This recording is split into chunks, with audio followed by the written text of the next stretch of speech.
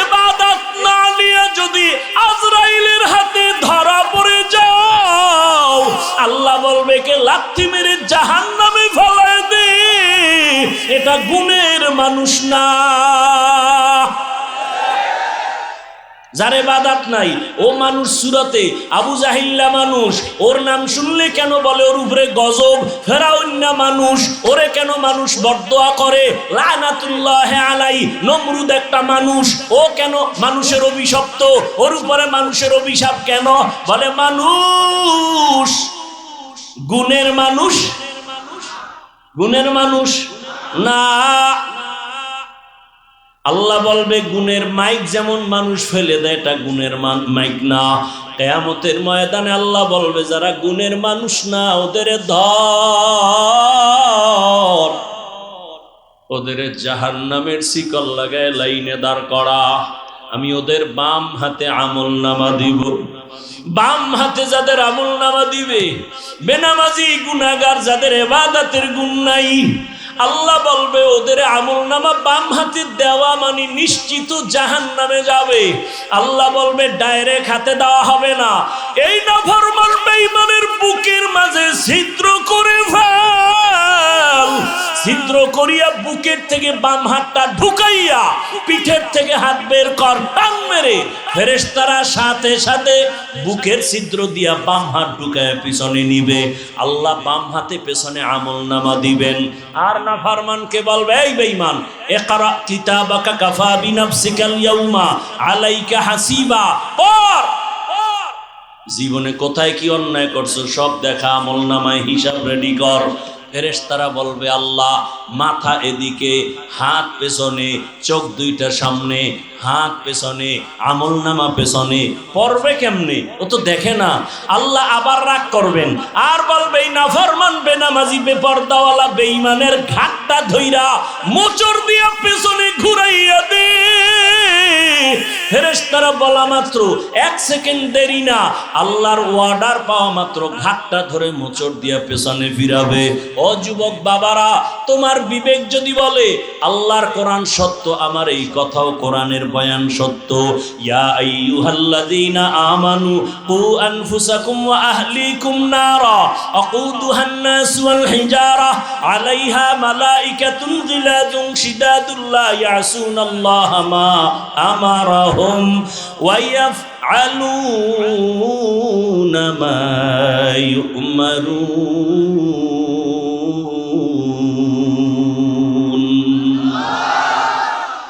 ফেরেশতাকে আল্লাহ যা বলবেন তাই।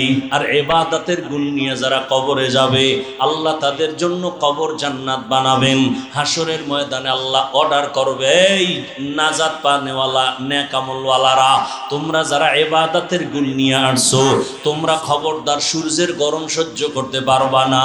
আমি আল্লাহর কুদরতের ডান পাশে আরশে আজিম, ওখানে গিয়ে তোমরা অপেক্ষা করো। ইয়া আইয়াতুহান নাফসুল মুতমাইন্নাহ ইরজিই ইলা রাব্বিকি রাদিয়াতাম মারদিয়াহ ফাদখুলি ফি ইবাদি ওয়াদখুলি জান্নাতি। আগে জান্নাত না, আগে আমার মোহাব্বতের বান্দাদের কাফেলায় ঢোক, এরপরে হলো জান্নাত। ও আমার বাবারা, মানুষের গুণ হলো ইবাদত। আর ইবাদত কোন সিস্টেমে করব? মন গড়া করলে হবে না, ইবাদতের নিয়ম জানা লাগবে, নিয়ম জানতে হবে। ইবাদতের নিয়ম জানতে হলে কোরআন লাগবে, কোরআন বুঝতে হলে হাদিস লাগবে। তুমি পড়তে পারো না, আলেম লাগবে, আলেম থেকে কোরআন হাদিস যাই না, ইবাদতের নিয়ম শিখা। ইবাদত করলে তুমি গুণের মানুষ। আর গুণের মানুষের জন্য বিনা হিসাবে জান্নাত। তাহলে কি প্রমাণ হলো? আল্লাহ এই কথা বুঝাবার জন্য বলে আমি আগে মানুষ বানাই নাই, আগে কোরআন শিখাইছি, তারপরে মানুষ বানাইছি। অর্থাৎ যারা আলেম ওলামাদের কাছে যাইয়া কোরআন শিখা ইবাদত করবে তারা গুণের মানুষ। তাহলে গুণের মানুষ হওয়ার আগে কোরআন লাগবে, কোরআন দিয়া ইবাদত বুঝবে, তারপরে করবে, তারপরে গুণের মানুষ। আল্লাহ দেখে ইঙ্গিত করে বলেন আমি আগে কোরআন শিখাইছি, তারপরে মানুষ বানিয়েছি। আর রহমান আল্লামাল কুরআন, খলাকাল ইনসান, আমি আগে কোরআন শিখাইয়া ইবাদতের মাধ্যমে গুণের মানুষ বানাইছি। অতএব যারা উলামায়ে কেরামের কাছে যাইয়া কোরআন হাদিসের মাধ্যমে যারা ইবাদত করবা, আলেম ওলামাদের পরামর্শ নিয়া যারা মানুষ ইবাদত করে গুণের মানুষ হইবা, তাদের জন্য আমি আল্লাহ জান্নাত বানায় রাখছি। এজন্যই বলছি বাবা, আমি হাফিজুর রহমান তো মানুষই না, বাদ দাও। আমরা যাদের থেকে লেখাপড়া শিখছি তারা আরো কত আল্লাহওয়ালা, তারা যাদের থেকে এলেম আনছেন তারা আরো আল্লাহওয়ালা। এক পর্যায়ে সাহাবায়ে কেরাম তো আরো বড় দামি। কেমন দামি? 10 জন সাহাবার নামে আল্লাহ জান্নাতে টিকিট দিয়েছেন, ঠিক নেই? দুনিয়াতে টিকিট পাইছেন। জানা থাকলে বলেন, প্রথম 10 জনের মধ্যে প্রথম তার নাম কি বলেন?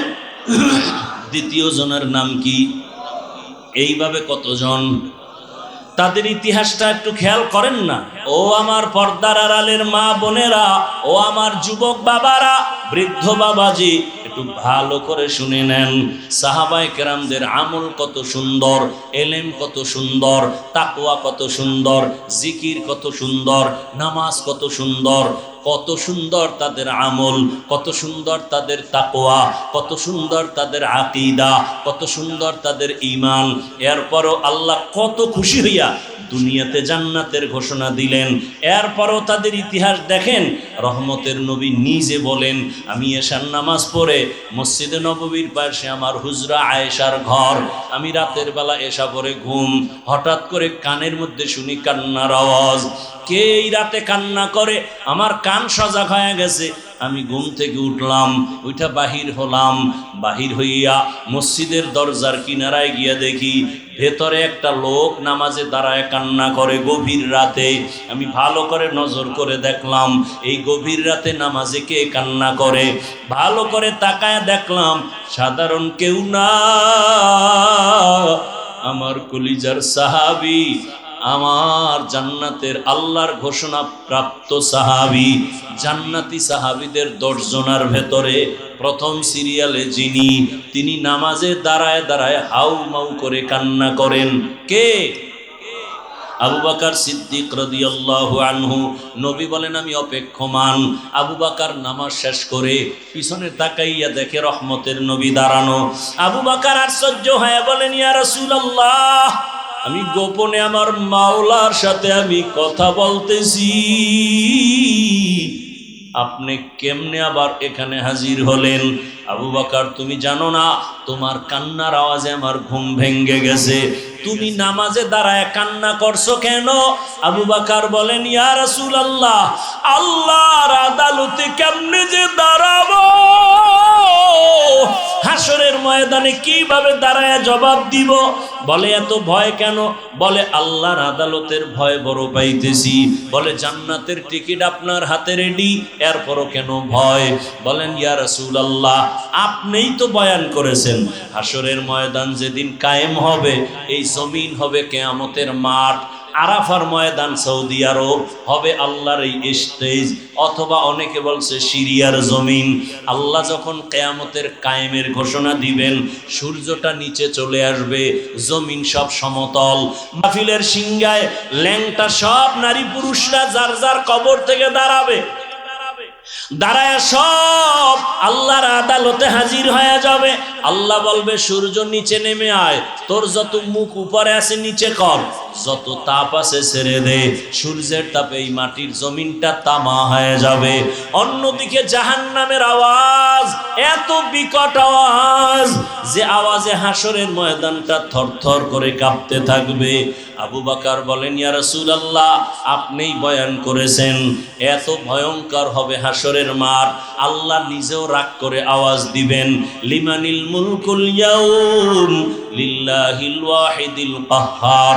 এমন কঠিন অবস্থা হবে, নারী পুরুষ সব উলঙ্গ, মাথার মগজগুলো ভাতের মারের মতো ঘুরতে থাকবে। জাহান্নামের আওয়াজে সবাই পাগলের মতো হবে। নবীরা পর্যন্ত যাদের গুনাহ নাই তারাও কান্নায় বেকারার হয়ে যাবেন। আদম নবী কাঁদবেন, নিজের চিন্তা উপায় কি হবে। মুসা নবী কাঁদবেন, আমার উপায় কি হবে। ঈসা নবী কান্না করবেন, আমার উপায় কি হবে। এমন এক পরিস্থিতির মধ্যে নবীরা যদি কান্না করেন, আমি আবু বকরকে যদি আল্লাহ ডাক দেয়, আবু বকর আমার জান্নাত পাওয়ার জন্য কি নিয়ে আসছো, এমন কি আমল?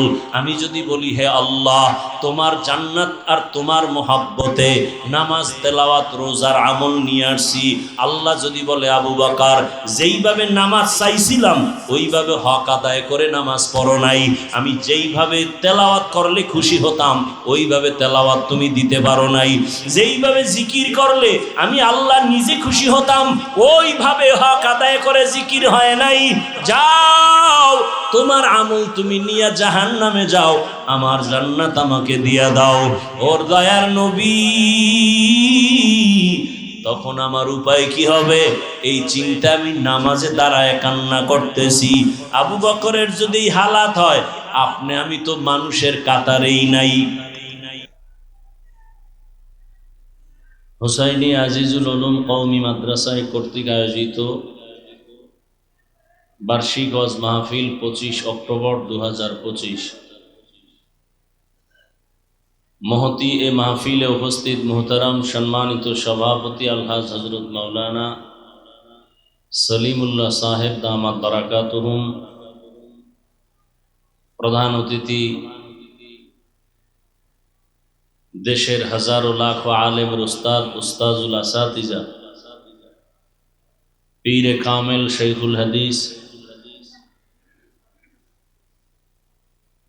ঢাকার ঐতিহ্যবাহী শায়েখ জাকারিয়া রহমতুল্লাহ আলাইহি ইসলামিক রিসার্চ সেন্টারের স্বনামধন্য মহাপরিচালক হযরতুল আল্লাম মুফতি মিজানুর রহমান সাঈদ দামাত বারাকাতুহুম, অন্যান্য অতিথিবৃন্দ, হযরত উলামায়ে কেরাম, অত্র অঞ্চলের বিভিন্ন স্থান থেকে আগত আল্লাহ পাকের আশিকিন, জাকিরিন, শাকিরিন, মুহিব্বিন, মুরব্বিয়ান এজাম, কলিজার টুকরা আমার সমবয়সী যুবক বন্ধুগণ, স্নেহের ছোট ভাই, পর্দার আড়ালে মা ও বোনেরা, আল্লাহ পাকের দরবারে শুকর যে আল্লাহ আমাদেরকে সুস্থ রেখেছেন, আলহামদুলিল্লাহ। জীবনের এক অমূল্য সম্পদের নাম সুস্থতা। টাকা পয়সা বাড়ি গাড়ি সব আছে, কিন্তু আপনি অসুস্থ, এ জীবনের কোনো দাম নাই। টাকা পয়সা বাড়ি গাড়ি তেমন নাই, কিন্তু আপনি সুস্থ, আপনার মতো সুখী এ জমিনে কেউ নাই। আল্লাহ আমাদের সুস্থতাকে দায়েমান কবুল করেন। হাজারো লাখো মানুষের ভেতর থেকে দয়াময় আল্লাহ বাছাই করে আমাদেরকে এই পৃথিবীর শ্রেষ্ঠ মজলিস, উলামায়ে আহলে হকের মজলিস, গুনাহ মাফের মজলিস, তওবা কবুলের মজলিসে হাজির হওয়ার তৌফিক দান করেছেন। আর একবার মুহাব্বতে শুকর আদায় করি আলহামদুলিল্লাহ। দরুদ ও সালাম সৈয়দুল মুরসালিন রহমাতুল লিল আলামিন, শফিউল মুজনিবিন, খাতামুন নবিয়্যিন, সৈয়দুস সাকালাইন, ইমামুল মুরসালিন, শফিয়ে আজম, রসুল আকরম, রহমত আলম, নবীউল আরব আল আজম, হাবিব কিবরিয়া, আশরফুল আম্বিয়া, সৈয়দুল আম্বিয়া, शफीअ महशर, साक़ी कौसर, आक़ा नामदार, मदीना का ताजदार, आफ़ताब नबूवत, फ़ख्र मौजूदात, सय्यदुल मखलूक़ात, हज़रत मुहम्मदुर रसूलुल्लाह। সবাই মোহাব্বতে পড়েন, আওয়াজ করে পড়েন। নবীজির নামে দরুদ পড়লে সওয়াব না গুনাহ? দরুদ এমন এক পাওয়ারই আমল, মানবেন কিনা জানি না, মনে চায় বলতে, মানলে বলবো। মানবেন? দুনিয়াতে আপনি যেখানে যাবেন সেখানে সম্মান পরকালে তো আছেই। কমপক্ষে প্রতিদিন 300 বার দরুদের আমল করতে যদি পারেন লাগাতার, দুনিয়াতে আপনি কত উঁচু মর্যাদা চান আল্লাহ কুদরতের দ্বারা দিবেন। কতবার? প্রতিদিন 300 বার দরুদের আমল। 2 শর্তে দরুদ পড়তে হবে। 1 নাম্বার শর্ত হলো খুব মুহাব্বত আজমতে নির্জনে বসে পড়তে হবে। দ্বিতীয় শর্ত হলো পবিত্র অবস্থায় পড়তে হবে। একটা তসবিহ হাতে নিয়ে এই দরুদের আমল করবেন নির্জন সময়। কখন? ফজরের নামাজের পরে অথবা ঘুমের আগে।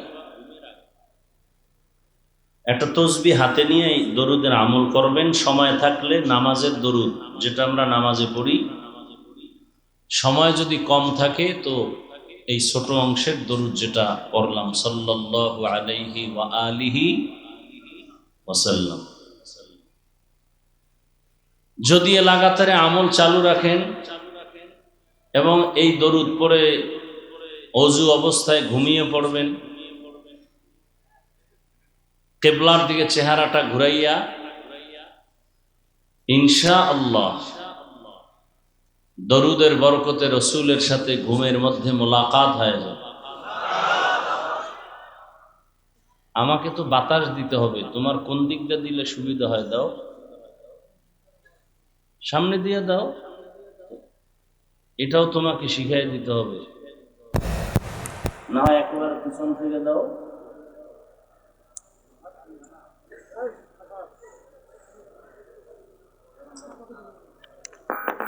তো ইনশাআল্লাহ আমরা দরুদের আমল করার জন্য রেডি আছি তো? প্রতিদিন কতবার? আল্লাহ আমাদেরকে বেশি বেশি বেশি বেশি দরুদের আমল করার তৌফিক দান করেন। সর্বোপরি শুকর যাদের অক্লান্ত পরিশ্রমের মাধ্যমে আজ এই সুন্দর আয়োজন, সময় পরামর্শ অর্থ দিয়ে দোয়া করে উপস্থিত হয়ে মাইক লাইট প্যান্ডেলের ব্যবস্থাপনার মাধ্যমে সহযোগিতা যারা করেছেন, এলাকার যুবক বৃদ্ধ ব্যবসায়ী শ্রমিক চাকুরিজীবী বিভিন্ন শ্রেণী পেশার মানুষ, এলাকার জনগণের প্রতিনিধিত্বের স্বপ্নে যারা আছেন, উলামায়ে হযরত, আইম্মায়ে মাসাজিদ, মাদ্রাসা কর্তৃপক্ষ, প্রত্যেককেই আল্লাহ পাকে খেদমতের বরকতে দুনিয়াতে শান্তি, পরকালে চিরমুক্তির ব্যবস্থা করে দিন। উলামায়ে হযরত আলোচনা রেখেছেন, আপনারা ধৈর্যের সাথে শুনছেন। উলামায়ে কেরামদের কথাগুলো সহি তরিকায় আমাদেরকে আমল করার তৌফিক দান করেন। উলামায়ে কেরামের ইজ্জতকে আল্লাহ বেশি বেশি বাড়ায় দেন। অন্যের জন্য দোয়া করলে নিজের জন্য আগে কবুল হয়। উলামায়ে কেরামের ইজ্জত বাড়লে আপনাদের ইজ্জত কিছুটা কমতে পারে, এই ভয়ে বলেন নাই না? উলামায়ে কেরামের ইজ্জত কমলে উম্মতেরও ইজ্জত কমে। উলামায়ে কেরামের ইজ্জত সম্মান বেড়ে গেলে উম্মতেরও ইজ্জত বেড়ে যায়। কি বরযাত্রীর মধ্যে মূল কে? জামাই। জামাইয়ের সম্মান বাড়লে সাথীদেরও সম্মান বেড়ে যাবে। জমিনের মধ্যে বরযাত্রী বা মূল উলামায়ে হযরত। কিয়ামত পর্যন্ত আর কোনোদিন আমাদের রসুল আমাদেরকে দাওয়াত দিতে আসবেন না? আপনাদের এটা কোন থানা? বেলকুচিতে নবীজি রবিউল আউয়ালে আসছিলেন, আপনারা টের পান নাই? আসছিলেন না? কি আপনাদের ইমান ধারণা কি নবীজি আসছিলেন বেলকুচিতে? কথা বলেন না। অনেক জায়গায় দেখি চেয়ার রাখে স্টেজে খালি, কি বিষয়? কারণ রসুল এসে বসবেন। রসুল এখানে এসে যদি বসে আর আমি চেয়ারে বসে থাকবো, এর থেকে পৃথিবীর নিকৃষ্ট বেঈমান আর বেয়াদব কে হতে পারে?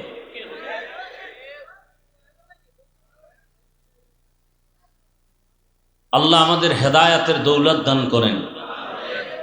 তো আমাদের বিশুদ্ধ আকীদা, রসুল আর কিয়ামতের আগে আমাদেরকে বয়ান দিতে আসবেন না। সাহাবায়ে কেরাম আসবেন, আইম্মায়ে কেরাম আসবেন, বড় বড় আউলিয়ায়ে কেরাম যারা চলে গেছেন তারাও আর আসবেন কিয়ামত পর্যন্ত। কথাটা মনে রাখবেন, প্রয়োজনে লিখে রাখবেন। মোবাইল না, মোবাইল একটা অদৃশ্য মরণস্ত্রের নাম। মোবাইল একটা অদৃশ্য মরণস্ত্র, আপনাকে ধ্বংস করে ফেলতেছে, আপনার খবর নাই। আগামীকালকে সকালবেলা, এদিকে তাকান, কোনো কথা বলবেন না, আমি ছেড়ে দিব কিন্তু। এটা চালাকি করার জায়গা না, বাহাদুরি করার জায়গা না। আর বক্তার এলেম আর আমলের বাহাদুরিতে এই সমস্ত স্থানে বয়ান চলে না। নিছক আল্লাহর দয়া এবং আপনাদের অন্তরের মোহাব্বত থাকলে বয়ান হবে না, কিচ্ছু হবে না।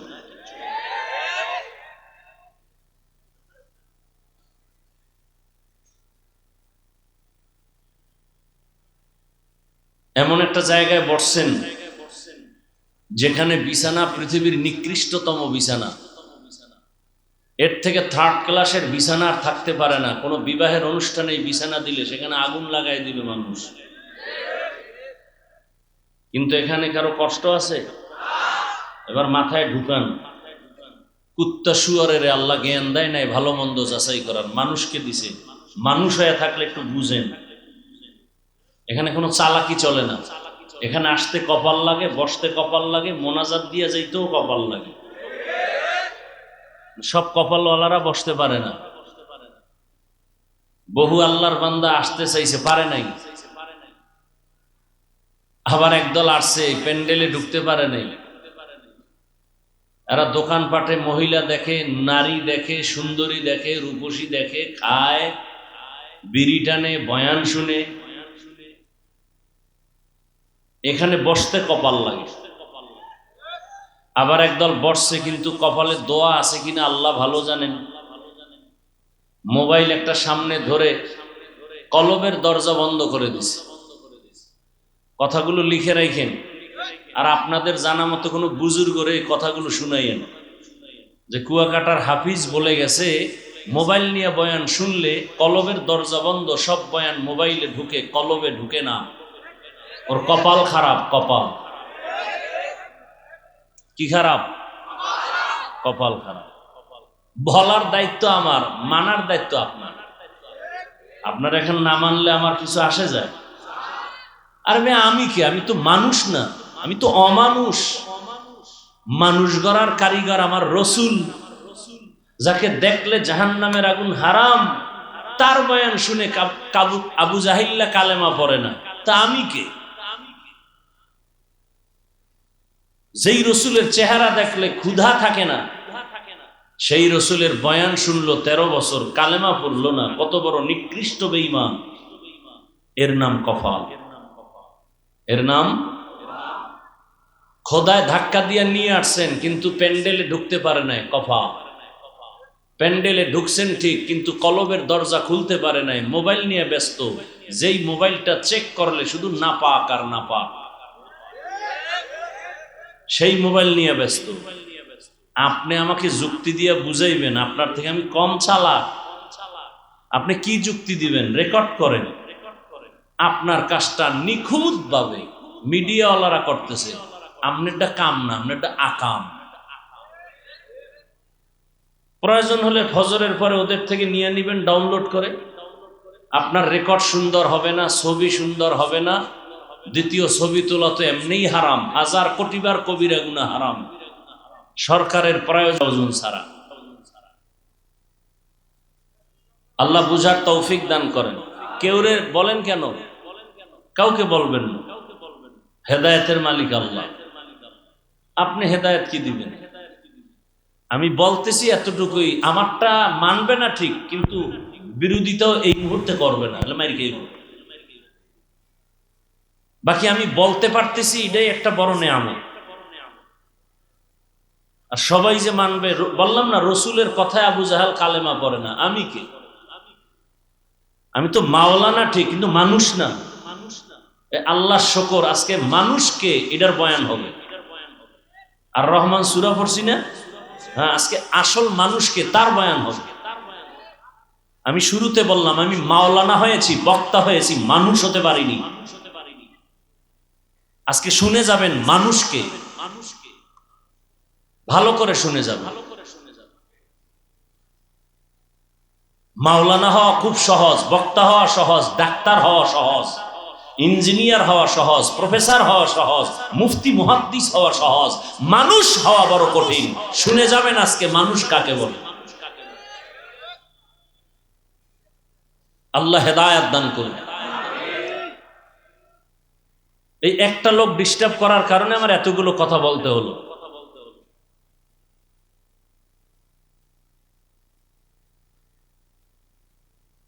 এতগুলো মানুষ নিয়ে আব্বা আম্মার জন্য দোয়া করতে পারছেন কোনোদিন? এই জন্য বললাম, এখানে বসতে কপাল লাগে, দোয়া করে যেতেও কপাল লাগে। সবার কপালে এতগুলো মানুষ নিয়ে মা বাবার জন্য দোয়া হয় না।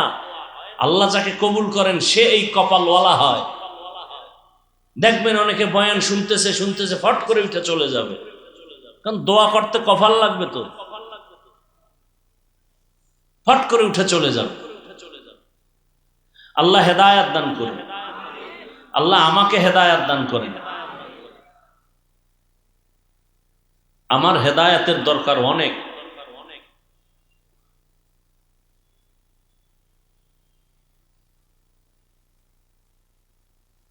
ওলামায়ে কেরামের ইজ্জত বাড়লে উম্মতের ইজ্জত বাড়বে। আর নবী সাহাবা কেউ আসবেন না কিয়ামত পর্যন্ত। কথাগুলো ভালো করে লিখে রাখবেন, ডায়েরিতে লিখে রাখবেন,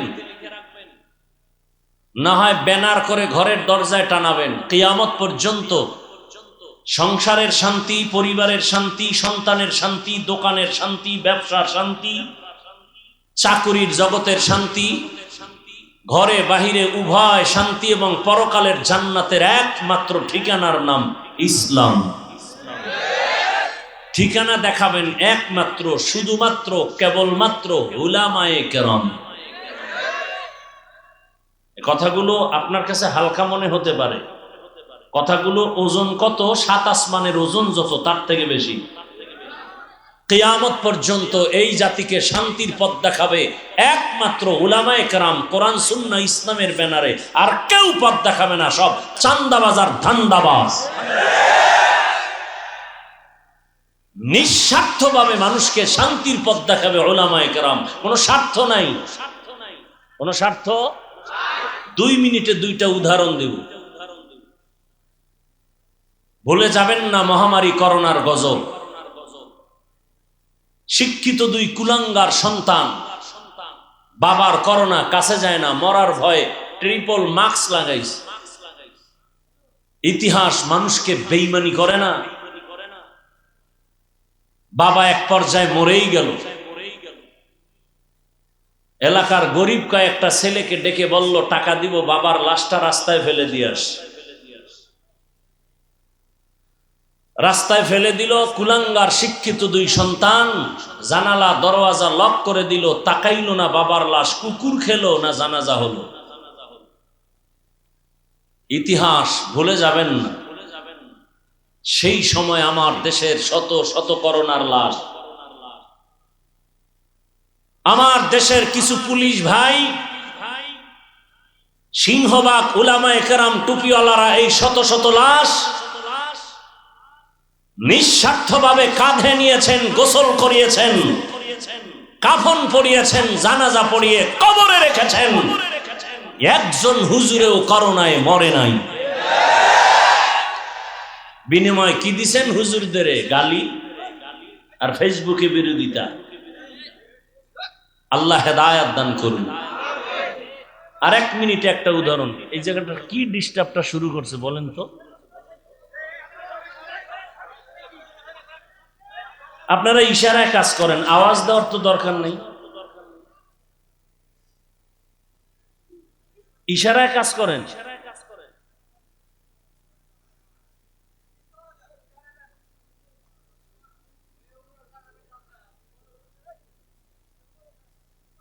এবার আপনাদের থেকে একটু আমি প্রশ্ন করে, জিজ্ঞাসা করে জবাবটা দিন।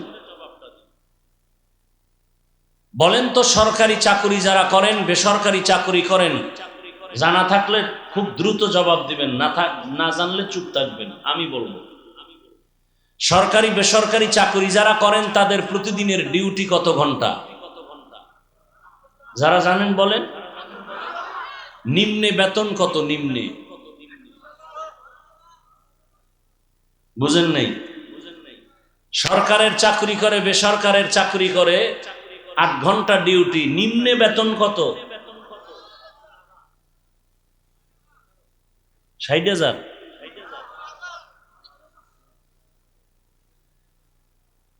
10,000, 20,000, 15,000, স্কেল আছে তাদের।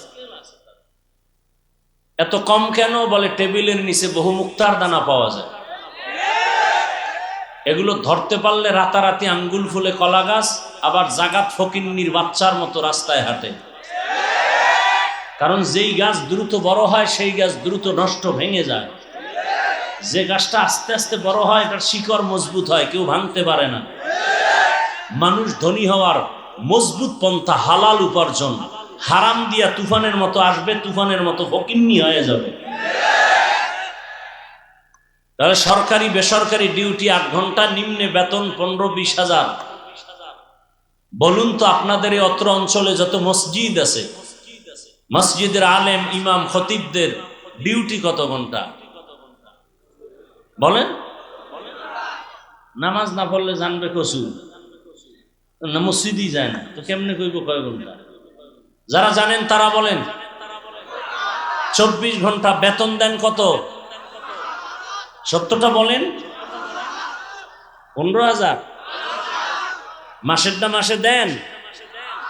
হ্যাঁ, কুত্তা শুকরকে আল্লাহ বিবেক দেন নাই ভালো মন্দ যাচাই করা, আল্লাহ মানুষকে দিছেন। আল্লাহর দেয়া বিবেক দিয়ে একটু চিন্তা করেন তো, পৃথিবীতে এর থেকে জুলুম আর কি থাকতে পারে?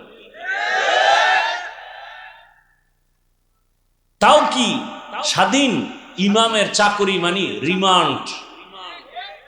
জহুরের নামাজে নাই, রিক্সা ড্রাইভার কা হুজুর গেছিলেন কই? ইমাম সাহেব বলে কে তুমি? বলে আমি রিক্সা চালাই। পাওয়ার কেন? বলে 5 টাকা বেতন দেই। এরকম বেয়াদব আছে না নাই? এত জুলুম করার পরেও কি ইমাম সাহেব বা খতিব সাহেব জুমায় বলছেন যে আমার বেতন না বাড়াইলে আসর থেকে সূরাগুলো উল্টা পড়া হবে? বলছেন? কমিটির কারোর সাথে খারাপ আচরণ করছেন? করেননি। বরদোয়া করছেন? মোনাজাতটা দিয়েই আল্লাহ এলাকার সবাইরে মাফ করো, কবরওয়ালাদের মাফ করো, ব্যবসায় বরকত দাও, চাকরিজীবীর চাকরিতে বরকত দাও, অসুস্থ রোগীরে সুস্থ বানাও। বাস্তব।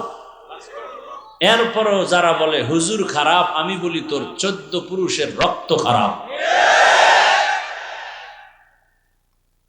আল্লাহ হেদায়াত দান করুন, আল্লাহ হেদায়াত দান করুন। এজন্য বলেছি পৃথিবীতে উলামায়ে কেরাম এই জাতিকে নিঃস্বার্থভাবে যা দিয়েছে আর কেউ দেয়নি। এ জাতির চূড়ান্ত নিঃস্বার্থ বন্ধু উলামায়ে কেরাম। আল্লাহ বুঝার তৌফিক দান করেন।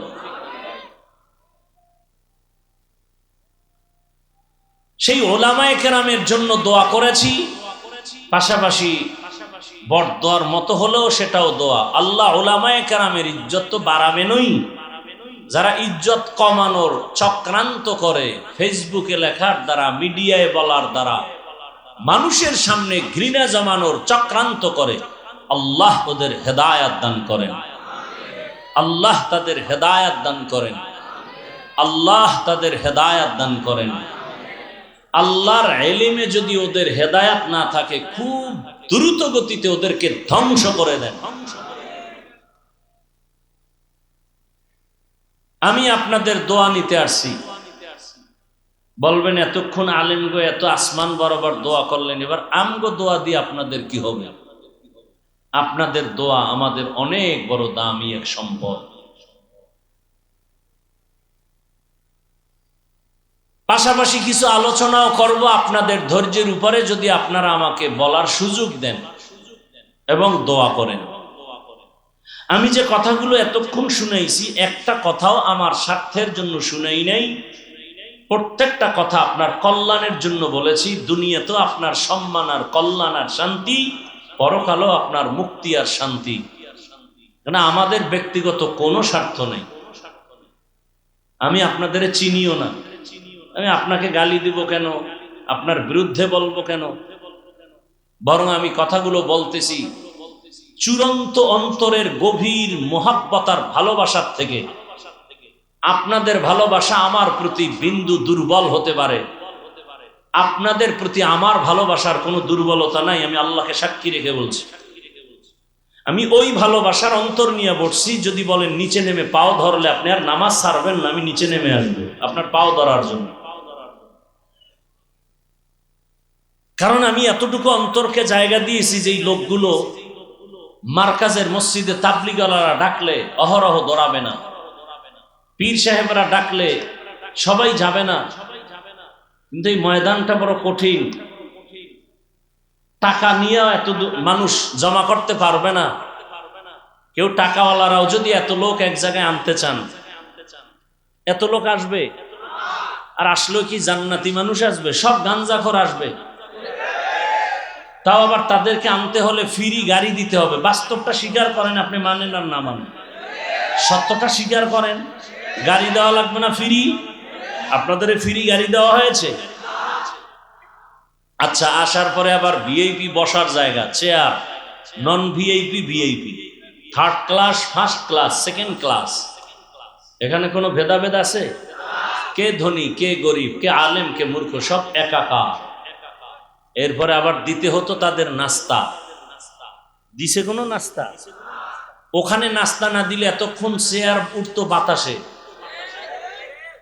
কি? আচ্ছা, চেয়ার উড়ে বাতাসে, বিষয় কি? প্যাকেট পায় নাই।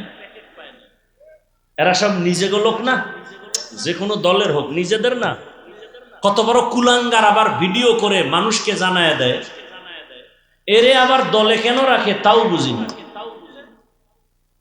নিজেদের মধ্যে একটু তর্ক বিতর্ক হতে পারে না? যে এটা ভিডিও আকারে কইরা আবার মানুষের ছড়ায়, বদনাম ছড়ায়, সে কি ওই দলের আপন? বলেন,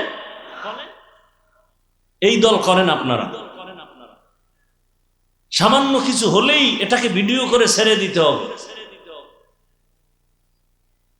যাই হোক, এরপরে এতগুলো মানুষকে আবার নিয়ন্ত্রণে এইভাবে পিপিলিকার কোনো আওয়াজ নাই, চুপ। এত চুপচাপ থাকার জন্য কতগুলো পুলিশ, র্যাব, আর্মি লাগতো। কি নিরাপত্তার, নিশ্ছিদ্র নিরাপত্তার শামিয়ানা লাগতো, ছাউনি লাগতো, ছায়া লাগতো। এরপরেও যদি আরো ভয় পাইতো তাহলে কুত্তা এনে হাজির করত। কারণ মানুষ বেঈমানি করতে পারে, কুত্তায় বেঈমানি করে না। বডিগার্ড বডির উপরে গুলি মারে, কুত্তায় মারবে? কুকুর এমন একটা প্রাণী, না খেয়ে মালিকের লাথি খেয়ে সারা রাত বাড়ি পাহারা দেয়। আর মানুষ মালিকের ডা খাইয়া মালিকরে জবাই দেয়। কিতনা বড় নিমক হারাম! আল্লাহ হেদায়াত দান করুন। আর এখানে কোনো গাড়ি নাই, বরং টাকা কিছু দান করছেন না? খাওয়ানোর চিন্তা নাই, ঘুমের চিন্তা নাই, ঘড়ির দিকে তাকায় না কখন বাসায় যাবে, পেটের ক্ষুধাও কিন্তু টের পায় না, বসার বিছানাও ভালো না, এরপরে কতক্ষণ থাকবে এর কোনো সীমানা নাই। মনটা এমন ভাবে নিয়ত করে বসছে যে যদি 2-4 ঘন্টা হয়ে যায় টেনশন নেই। নিয়ন্ত্রণের জন্য কোনো পুলিশ, র্যাব, আর্মি, কুত্তা কিচ্ছু নেই। বিবেক, বারবার বলছি, বিবেককে একটু জিজ্ঞাসা করেন এটা কিভাবে সম্ভব। আল্লাহ বিবেক দিছে, একটু চিন্তা করেন তো। আমার কথাগুলো কি মনে করেন ফাও? একটু চিন্তা করেন তো এটা কিভাবে সম্ভব। যে যেখানে দাঁড়ানো আছে চুপ। হাফিজুর রহমান কেউ টাকা দিবে? হ্যাঁ, দিবে না। খাওন দিবে? কিচ্ছু না, নগদ কিছুই পাবেন না। সব মানুষ নীরব। এই মুহূর্তে বাসার থেকে কেউ টেলিফোন করলেও তো মাথা গরম। কি রিসিভ করবে না, কেটে দিবে, আবার কেটে দিবে। 3 বারের পরে রিসিভ করে বলবে তোর খবর আছে, আজ রেডি থাক, তুই জানোস না আজে আইছি। কি একটু বিবেককে জিজ্ঞাসা করেন তো, হেদায়াতের জন্য তো আমেরিকা যাওয়া লাগবে না। শুধু এতটুকু চিন্তা করেন তো এটা কিভাবে সম্ভব। ইসলাম মানলে এটা সম্ভব। ইসলাম একমাত্র শান্তির ঠিকানা। ইসলাম ছাড়া এই কিয়ামত পর্যন্ত জমিনে কেউ শান্তি দিতে পারবে না, পারবে না, পারবে না। সম্ভব? কোনোদিন সম্ভব না। ইসলাম কি বলে? বলে একজনের সাথে দেখা হয়েছে, শুরুতে সালাম, সেও আবার আপনাকে সালামের জবাব দিবে ওয়ালাইকুম আসসালাম। 2 দিক থেকে সালাম মানে কি? দুদিক থেকে শান্তির দোয়া চলতেছে, অশান্তি আসবে কিভাবে? ইসলাম বলে, ও বড়রা, ছোটকে স্নেহর নজরে দেখো, বড়দেরকে ছোটরা সম্মানের নজরে দেখো। ছোটরা যাকে সম্মানের নজরে দেখবে, ওই বড়দের সাথে কোনোদিন ছোটরা বেয়াদবি করবে না। ইসলাম বলে, কর্মচারী কাজ করে, ঘাম ঝরার আগে বেতন দাও। ইসলাম বলে, বোনের ইজ্জত রক্ষা করো, মায়ের ইজ্জত রক্ষা করো। মানুষের উপরে জুলুম করা যাবে না, গরিবের ক্ষতি করা যাবে না, জবান দিয়ে আঘাতমূলক কথা বলা যাবে না, হাতের দ্বারা আঘাত করা যাবে না। ইসলাম বলে, তুমি একা পেট পুরে খাইও না, তোমার ভাইয়ের খবর নাও, মায়ের খবর নাও, বাবার খবর নাও, পরিবারের খবর নাও, প্রতিবেশীর খবর নাও। ধনীরা তোমার 100 টাকার থেকে 2.5 টাকা গরিবের দিয়ে দাও যাকাত। একান্ত যদি তুমি যাকাত নাও দাও, ফাঁকে ফাঁকে গরিবের সহযোগিতা করো, তোমার রিজিক বেড়ে যাবে। জবান দিয়া কোনোদিন গালি দিবা না, গালি দেওয়া হারাম। কারো সাথে মিথ্যা প্রতারণার ছলে কিছু বলবা না, মিথ্যা বলা হারাম। কারো দোষ পেছনে বলে তার সম্মান নষ্ট করবা না, গীবত করা হারাম। ইসলাম যেখানে যেখানে আছে সেখানে শান্তি আছে, যেখানে ইসলাম নাই সেখানে শান্তি নাই। এজন্যই বললাম, কিয়ামত পর্যন্ত জমিনে যতদিন নবীর আদর্শ বাস্তবায়ন হবে না, ততদিন পর্যন্ত জমিনে শান্তি কেউ দেখবে না। দেখেন না, আপন এখন তার কাউরে মারতে শত্রু লাগে না, দলের মধ্য থেকে এই শত্রু রেডি।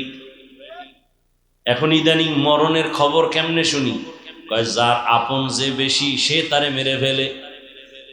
আপন বন্ধু যারে দেখলে ভালো লাগে, না দেখলে খারাপ লাগে, সেই কিন্তু এক সময় বন্ধুর ভেষে দুশ্মনী করে মেরে ফেলে।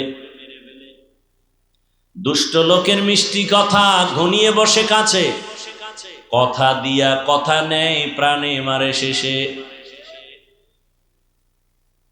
ইসলাম শান্তি, আমার ইসলাম না, ইসলাম তো একটাই, রসুলের ইসলাম। শোনার মানুষ নাই, বলার মানুষ নাই, বিরোধিতা করার মানুষের অভাব নেই। আল্লাহ হেদায়েত দান করুন। আমি যে আয়াত ও হাদিস পড়েছি তরজমাটা বলি, এরপরে কিছু ব্যাখ্যা। আর রহমান, রহমান হলেন তিনি, আল্লামাল কোরআন, কোরআন শিক্ষা দিলেন যিনি। খালাকাল ইনসান, রহমান হলেন তিনি, মানুষ সৃষ্টি করলেন যিনি। আল্লামাহুল বায়ান, রহমান হলেন তিনি, বয়ান শিক্ষা দিলেন যিনি। হাদিসে পাকে রহমতের নবী বলেন, খায়রুকুম মান তাআল্লামাল কুরআনা ওয়া আল্লামাহ। জমিনে তাদের থেকে দামি কেউ নাই যারা কোরআন নিজেও শিখে অন্যদেরও শিক্ষা প্রদান করে। ডাইরেক্ট কোরআন শিখানো একটা, এটাও যেমন শ্রেষ্ঠ, আর একটা শিক্ষা হলো কোরআন বুঝার জন্য, ব্যাখ্যা শিখার জন্য আরো অনেক ইলম শিখি আমরা, এটাও শ্রেষ্ঠ মজলিসের অন্তর্ভুক্ত। ইভেন এই যে আমরা এখানে বসছি, এখানেও কোরআন হাদিসের শিক্ষা দেওয়া হচ্ছে, ক্লাস করানো হচ্ছে,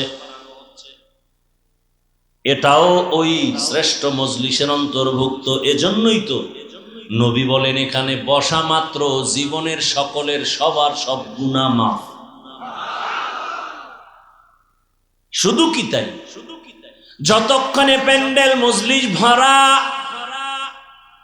অনবরত এখানে আল্লাহর রহমত অবতীর্ণ হতে থাকবে।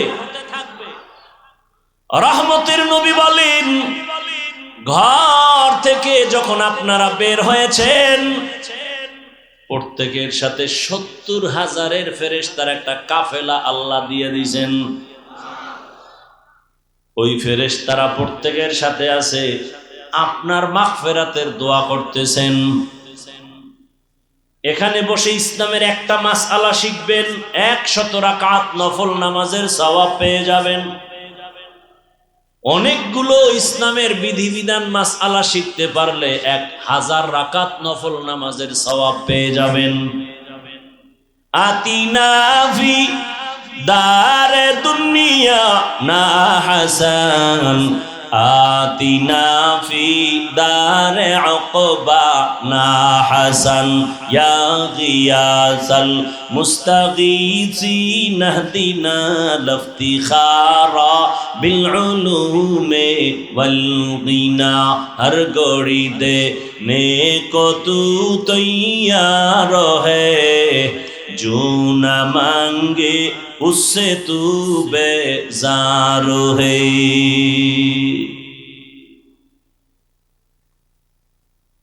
কথা বলার মতো সুযোগ দিবেন, ধৈর্য হবে তো, না দোয়ার আগে ভাগবেন? শুরুতেই কিন্তু কপালের বয়ান করেছি। কপাল 13টা বছর রহমতের নবীকে দেখলো, কাছে বসে খানা খাইলো, বয়ান শুনলো, কালেমা পড়ে নাই। এত বড় নিকৃষ্ট কপালওয়ালা বেঈমানের নাম কি জানেননি? জানেন না? গরবা সুরত আদমি ইনসাবুদে আহমদবু জাহলো হামেক সাবুদে আদমিরা আদমিয়ত লাজিমাস আউদেরাগার বুনা বাসদহি জামাস। আর তো বাসায় যে ঘুমাবেন সেই টেনশন তো নাই, কারণ এ জাতি রাতে ঘুমায় না। এ জাতি মাওলার কাছে নাজাত পাওয়ার জন্য অন্তত রাতটাকে মোবাইলের হক আদায়ে ব্যয় করে। মাওলার কাছে একটা বলতে হইব না কিছু, মায়ের হক আদায় করছো নি? না। বাবারটা না, বোনেরটা না, স্ত্রীরটা না, কি করছো? আল্লাহ একটা হক আদায় করছে। সারা রাত মোবাইলে জেনা করে করে হক আদায় করছি। চোখের জেনা, অন্তরের জেনা, জবানের জেনা, কানের জেনা। বুঝেননি বাংলা?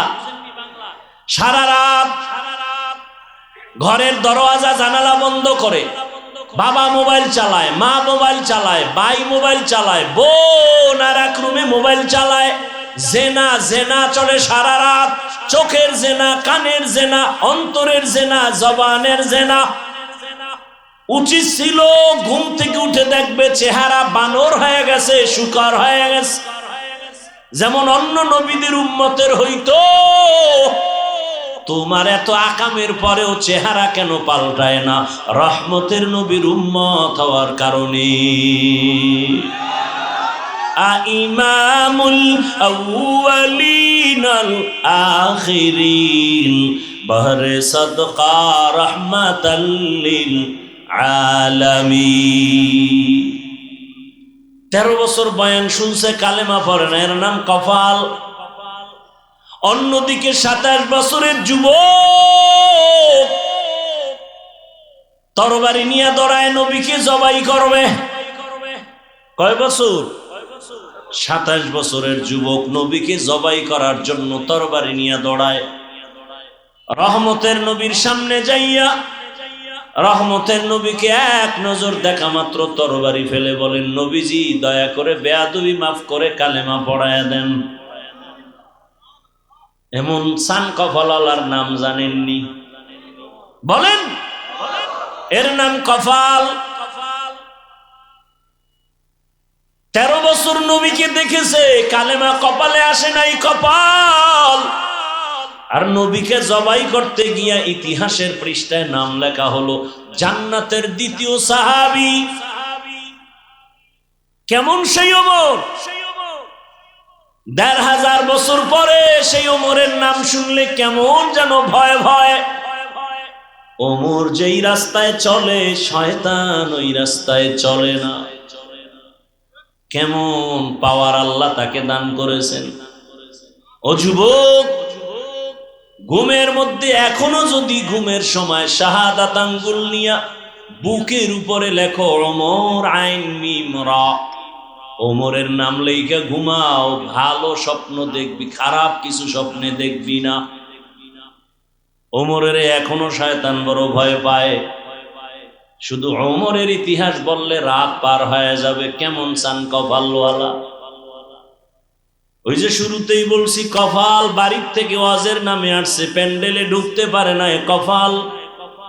একদল প্যান্ডেলে ঢুকছে, বয়ান শুনতে পারে না, মোবাইল দিয়ে কলবের দরজা বন্ধ, কপাল। আর একদল বয়ান শুনবে শুনবে শুনবে শুনবে, হঠাৎ করে এটা দৌড় দিবে, মোনাজাত নাই, কপাল। আর একদল ওমরের মেজাজ নিয়ে বসবে আর বলবে, হে মালিক, জীবনে তো গুনাহ কম করি নাই, আজকে ময়দানে তুমি নিয়ে আসছো, দোয়া না কইরা তওবা না কইরা আর বাড়ি যাব না।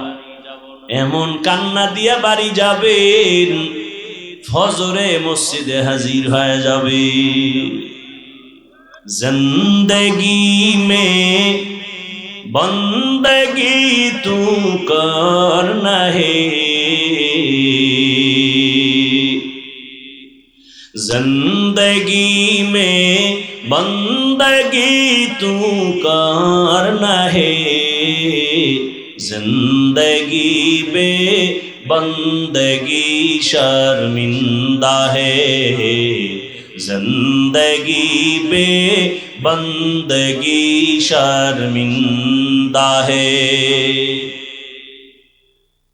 दुनिया में हो दुनिया का तलबगार ना हो,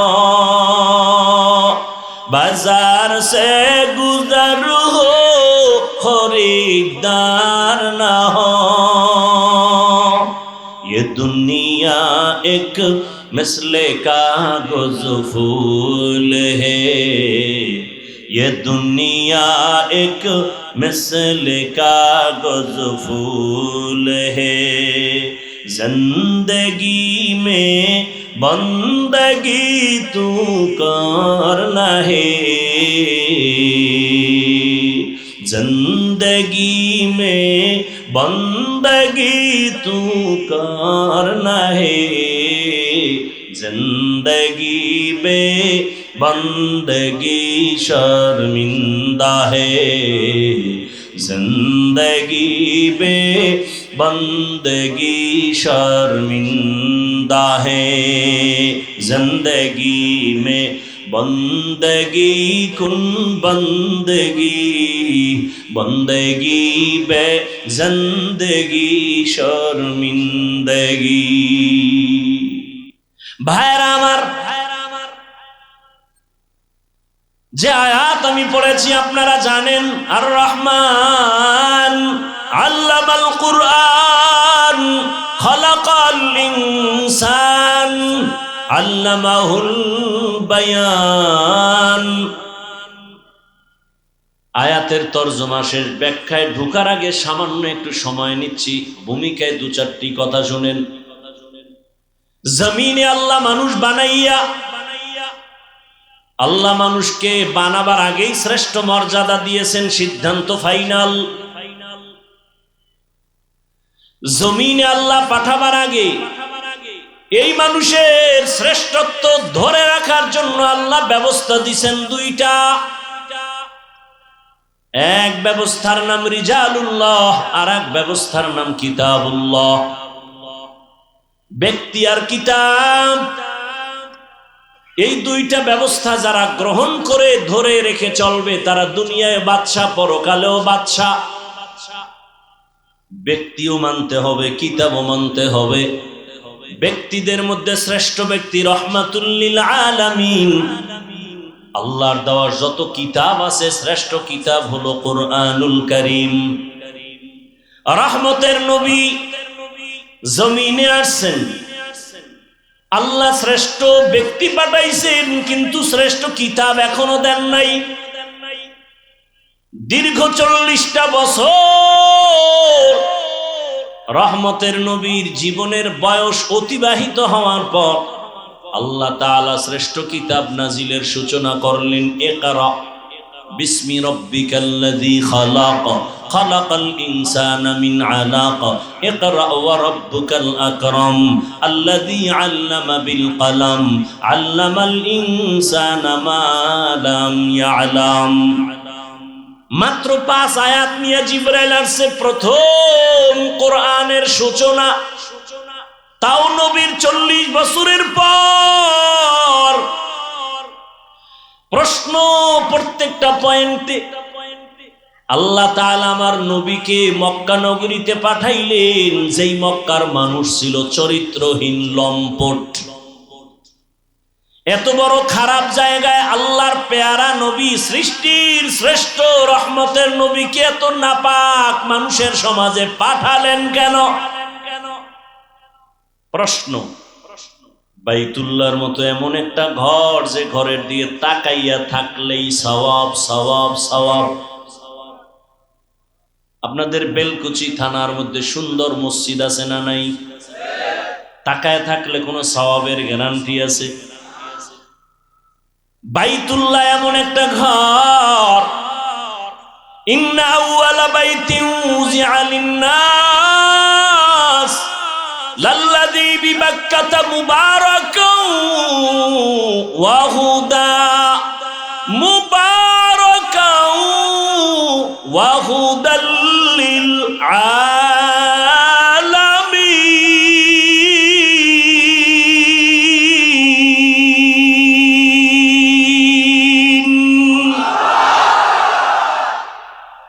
জমিন আল্লাহ বানায় প্রথম একটা ঘর বানাইলেন বাইতুল্লাহ। জমিনে কিচ্ছু নাই, কোনো প্রাণী নাই, জমিন আল্লাহ বানায় প্রথম বানালেন ঘর। নাম কি? আর জোরে বলেন।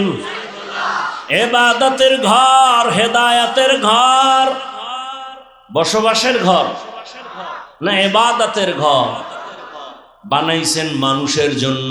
কার জন্য? মানুষের জন্য ঘরটা বানায় দিছেন ইবাদতের ঘর। মানুষ আইসা দুনিয়ায় থাকবে, বসবাসের ঘর না বানাইয়া ইবাদতের ঘর আগে বানাইলেন কেন? শুধু কেন কেন বলছি, জবাব হবে না। এত দামি ঘর, মানুষের জন্য ইবাদতের ঘর বানাইলেন, হেদায়েতের ঘর, বসবাসের ঘর কেন বানান নাই? কেন বানাইলেন না? আর এত সুন্দর ঘর, যারে দেখলে সওয়াব, সেই ঘরের পাশের মানুষ কেন তো চরিত্রহীন, লম্পট হলো কেন? আর সেই সমাজে সৃষ্টির শ্রেষ্ঠ মহানবীরে পাঠাইলেন কেন? সেই নবীকে হেদায়েতের জন্য দিলেন কুরআন। শাহরু রমাদান আল্লাযী উনজিলা ফীহিল কুরআন হুদাল লিন-নাস ওয়া বাইয়িনাতিম মিনাল হুদা ওয়াল ফুরকান। মানুষের হেদায়েতের জন্য কোরআন দিলেন 40 বছর পরে। কেন? বুঝেননি কথা? কয় বছর পর? নবী কি অবুঝ? 40 বছর পর্যন্ত অবুঝ, তো পরে দিলেন কেন? দিলেন দিলেন দিলেন দিলেন মক্কার মতো জায়গায় না দিয়া হেরা পাহাড়ে ঢুকাইয়া দিলেন কেন? কেন বুঝেননি? কেন? ভালো করে বুঝেন। আবার হেরা পাহাড়ের মধ্যে আমার রাসূল, বাইতুল্লাহর দাম বেশি নাকি হেরা পাহাড়ের দাম বেশি?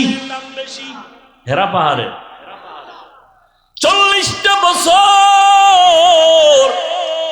বেশিরভাগ সময় নবী বাইতুল্লাহ থেকে দূরে গিয়া হেরা পাহাড়ের গুহায় সময় কাটাচ্ছেন। যেই বাইতুল্লাহ পৃথিবীর প্রথম ঘর, হেদায়েতের ঘর, যেই বাইতুল্লাহ দেখলে সওয়াব, সেই বাইতুল্লাহ সারিয়া নবী হেরা পাহাড়ে সময় কাটালেন কেন? সেই হেরা পাহাড়ের মধ্যে আমার আল্লাহ জিবরাইলের পাঠাইলেন, নবীরে কোরআন দিবেন। আল্লাহ কয়, নবী আপনি জিহ্বা নাড়ায় কষ্ট করবেন না। লা তুহাররিক বিহি লিসানাকা লিতাজালা বিহি ইন্না আলাইনা জামআহু ওয়া কুরআনা। আমি কোরআন আপনার সিনায় জমা করে দিব, আপনার কষ্ট করা লাগবে না। সেই নবীকে জিব্রাইলের দিয়া সিনার সাথে সিনা লাগায়া জোরে জোরে চাপ দিয়া নবীর জ্বর উঠাইলেন কেন? কয় চাপ? শুনেন নাই কোনদিন? কয় চাপ? 3 চাপ। এমন জোরে শেষ চাপ, নবীর জ্বর। বুখারী শরীফের ইবারাত, নবী বলেন আমার উপরে মরণের কষ্ট শুরু। চাপ দিবেন কেন? চাপ দিবেন কেন? আল্লাহ নিজে কয় আমি সিনায় জমা করে দিব। চাপ দিবেন কেন? দিছেন 3 বার দিছেন কেন? দিছেন জোরে দিলেন কেন? নবীরে অসুস্থ বানাইলেন কেন? কারণ আছে না নাই? ইলমেরা এজাজ করদন বেহিসাব, খলকেরা দাদন জওয়াবে বাসওয়াব, হক না দারদ দুস্তে খলকা জারেরা, নিস্তে ই খসলত একে দিনদারেরা। কেন কেন মনে রাখবেন, হুজুরদের থেকে জবাব শুনে নেবেন। এই কেনর জবাব দিতে আমার 4.5 ঘন্টা লাগছে, কুয়াকাটা আমার বাড়ির এক বয়ান। খালি কেন কেন কেন, এরপরে জবাব শুরু। ভাইরা আমার, আল্লাহ নবীকে কোরআন দিলেন 40 বছরের পর। নবী বসে নাই, দাওয়াত শুরু হয়ে গেল। এতদিন নামাজের কথা নাই, রোজার কথা নাই, তেলাওয়াত নাই, যাকাতের কথা নাই, কোরআন আসছে, দাওয়াত শুরু। নবী ঘুরেন আর বলেন কুলু লা ইলাহা ইল্লাল্লাহ তুফলিহুন, মান ক্বালা লা ইলাহা ইল্লাল্লাহ দাখালাল জান্নাহ। এক আল্লাহর ইবাদত করো। কয় আল্লাহ? এক আল্লাহর ইবাদত করো। ইয়া আইয়ুহান নাসু উবুদু রাব্বাকুমুল্লাযী খালাকাকুম ওয়াল্লাযীনা মিন ক্বাবলিকুম লাআল্লাকুম তাত্তাকুন। ভাল লাগে না? না কি কইলে ভাল লাগবে আমারে শিখাইয়া দাও। এই উত্তরবঙ্গের মানুষের বয়ান কোন লাইনে করলে ভাল লাগবে বলো? আমি সব লাইন পারি, খেলে আমারে বলো। আমি শুরুতে এত কথা কইয়া বেড়া দিলাম, এরপরও শয়তান বিজয় হয়ে যাইতেছে। শয়তান খালি খোঁচা দিতেছে, আর কত উঠ। এক শয়তান পাশে বসা, আর এক শয়তান বডির ভিতরে, আর এক শয়তান প্যান্ডেলের বাইরে। বাইরের শয়তানের নাম জিন শয়তান, আশেপাশের সন্তানের নাম মানুষ শয়তান, শরীরের মধ্যে যেটা আছে এটার নাম নফস শয়তান। 2 শয়তানে লড়াইতেছে, আর কত উঠ। পরে মোবাইলে শুনে নিস। আবার অনেকের সাথে আবার টাইম দেওয়া না, রাত্র 12টার পরে মিস কলের জবাব দিতে হবে আজকে। আল্লাহ হেদায়েত দান করে। ও গো নবীর উম্মতেরা,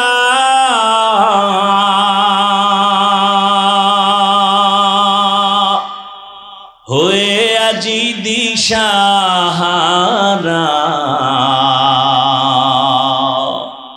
কোরআন হাদিসের চলো যখন যাহা চায় মনে,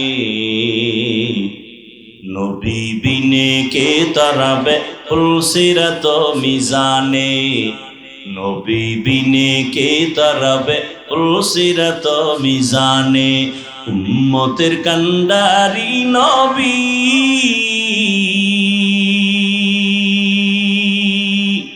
কাঁদেছেন উম্মতের লাগি, এখনো কাঁদেন নবীজি শুয়ে মদিনার পানে, নবী বিনে কে তরাবে পুলসিরাত মিজানে, নবী বিনে কে তরাবে পুলসিরাত মিজানে। বাসায় গিয়ে ঘুমাবে না কবে? এত পারাপারি করেন কেন? এহেনতে বেরোইলি গুনাহ শুরু।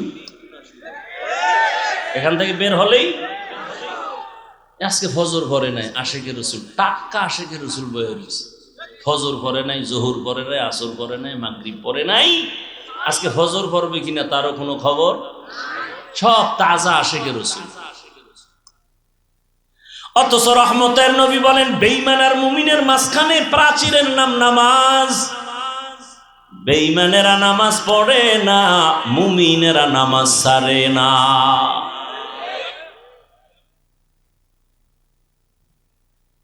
একটু শুনে যান, মানুষ কাকে বলে? মানুষ হতে পারি নাই। বক্তা হওয়া সহজ, মানুষ হওয়া বড় কঠিন। আবু জাহাল নবীরে চিনে জানে, খানা খায় দেখে, কালেমা পড়ে না কেন? মানুষ হতে পারে নাই। মানুষ হওয়া বড় কঠিন। এত বয়ান আর বয়ান, দাওয়াত তাবলীগের বয়ান, পীর মাশায়েখের বয়ান, আমগো বক্তাদের বয়ান, এরপরেও কেন মসজিদে মুসল্লি নাই? আসল কাজ হলো মানুষ নেই। সব একটাই মেহনত। মানুষ যেদিন হবে, মাওলানা হওয়া লাগবে না, মুফতি হওয়া লাগবে না। মানুষ যদি হতে পারো, বিনা হিসাবে জান্নাত। রহমতের নবী দাওয়াত দিতেছেন, এক আল্লাহর ইবাদত করো। কিছুদিন পর নবী আবার দাওয়াত দিতে যায়, আর কয় তোমরা রহমানের ইবাদত করো। মক্কার বেঈমানেরা কয় আব্দুল্লাহর ছেলে মুহাম্মদ, এতদিন বললি আল্লাহর ইবাদত করবো, এখন আবার রহমানের কথা বলো কেন? তোর আল্লাহ দুইজন নি? না না না, দুইজন না। কয়জন? একজন। তো জবাব দে, মানির রহমান, রহমান আবার কে? নবী বলেন অপেক্ষা কর, আমার আল্লাহ রহমান কে? জবাব দিয়া আল্লাহ বলে নবী ওদের জানায় দেন আমি রহমানকে। আর রহমান আল্লামাল কুরআন।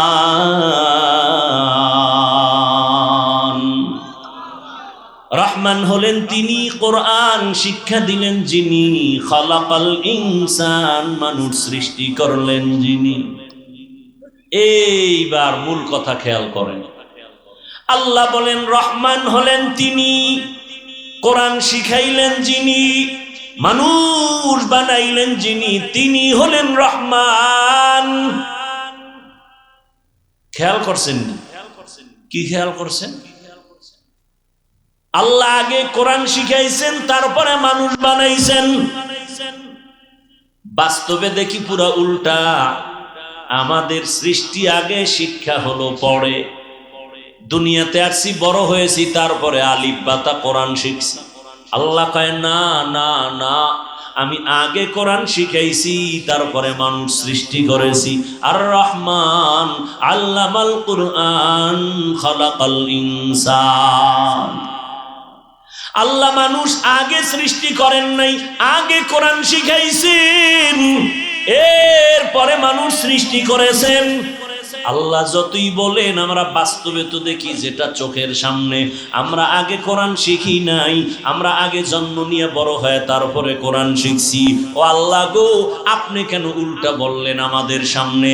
মুফাসসিরিনে কেরাম জবাব দেয়, ফি'লুল হাকিম লা ইয়াখলু আনিল হিকমা। হাকিমের কোনো কাজ হিকমত থেকে খালি না, জ্ঞানীদের কোনো কাজ জ্ঞান থেকে শূন্য না। আল্লাহ কেন বললেন? এর কারণ আল্লাহর আদালতে সব মানুষের কোনো দাম নাই, সব মানুষ জান্নাত পাবে না। বলে কোন মানুষ পাবে, কোন মানুষ পাবে না? জমিনে একদল মানুষ হলো বংশগত মানুষ, আর একদল মানুষ হলো জন্মগত মানুষ, আর একদল মানুষ হলো গুণের মানুষ। কয় দল হইল? জন্মগত মানুষ জান্নাত পাবে না, বংশগত মানুষের শুধু এই পরিচয়, জান্নাত পাবে না। একমাত্র গুণের মানুষ পাবে জান্নাত। বংশগত মানুষ মানে আদম নবীর বংশে যারা আসছে। আদম নবীর বংশে তো হিন্দুরাও আসছে, বৌদ্ধরাও আসছে, সব। নাকি হিন্দুরা অন্য নবীর? সব আদম নবীর বংশে। এই পরিচয়ে যদি জান্নাত পায়, বিধর্মীরাও জান্নাত পাবে? পাবে? পাবে না। অতএব বংশগত মানুষের পরিচয়ে জান্নাত হবে না। আমার আব্বা জানের ঔরসে আমার জন্ম, আমার আব্বা জান জন্মগত আমার বাবা, আমি তার জন্মসূত্রে সন্তান, এই পরিচয়ে জান্নাত পাওয়া যাবে না। আমার বাবার জন্মে আমি মানুষ হইতে পারি না, আমি একটা মানুষের সুরত ধারণ করে আসছি। আল্লাহ কয় আমার কাছে একমাত্র গুণের মানুষ জান্নাত পাবে।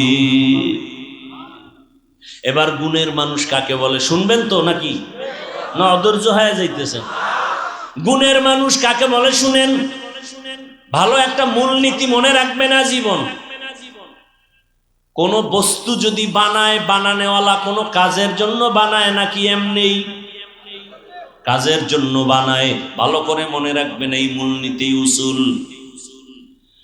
কোন বস্তু বানানেওয়ালা যেই কাজের জন্য বানাবে, ওই কাজ হলো ওই বস্তুটার গুণ, ওই কাজ।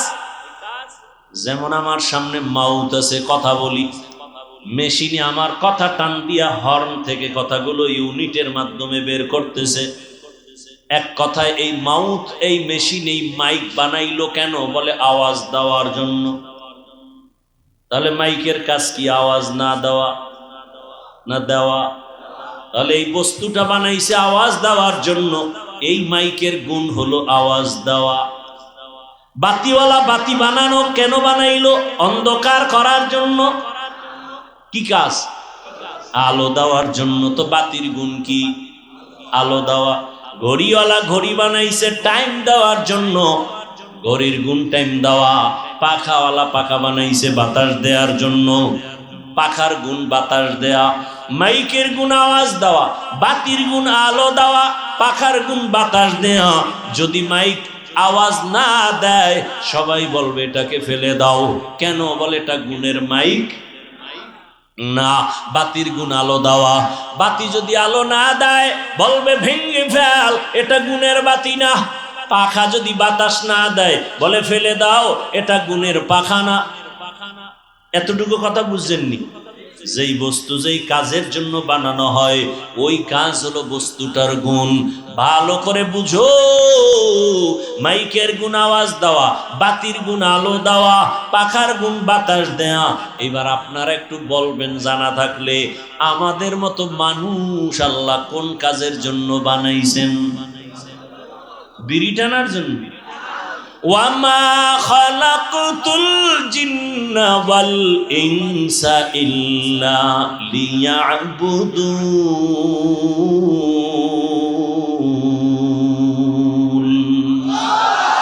মা খালাকতুল জিন্না ওয়াল ইনসি বাখা জুজ ইবাদাত নিস্তে মাকসুদ আজ্জাহা।